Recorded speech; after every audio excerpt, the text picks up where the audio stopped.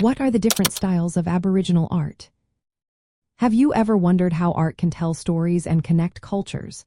Aboriginal art is a vivid expression of Indigenous Australian peoples, reflecting their cultural, spiritual, and social practices. This art is not just about colors and shapes. It carries deep meanings tied to community traditions and ceremonies. Let's take a closer look at the different styles of Aboriginal art and what makes each one unique. First, we have Bradshaw art. This style features symmetrical and mystical figures, often adorned with elaborate headwear. These artworks depict scenes of hunting and ceremonial dancing. There is some debate about its origins. Some Indigenous groups believe these artworks predate Aboriginal arrival in Australia, while others assert they are ancestral creations. The detailed representation often includes handprints, adding a personal touch. Next up is color field painting. This style was pioneered by artists like Kaditji Kungwar. It uses large areas of color to create abstract compositions. While it draws some visual parallels to Western modernist painters, it remains deeply connected to Indigenous cultural meanings and the land. Then we have dot painting, which emerged prominently from central desert communities. This style uses intricate patterns of dots to form images that encode sacred stories and knowledge.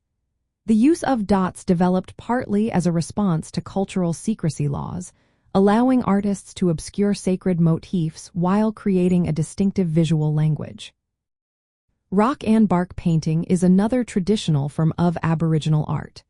These artworks are among the oldest and often depict ancestral beings, animals, and ceremonial scenes.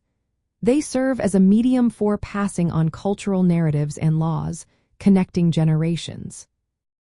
Lastly, there are various regional styles across Australia. Each group produces unique styles based on their environment and cultural practices. Some regions focus on geometric patterns, while others emphasize figurative representations or symbolic iconography. From a cultural anthropology perspective, Aboriginal art is primarily a social and ceremonial practice.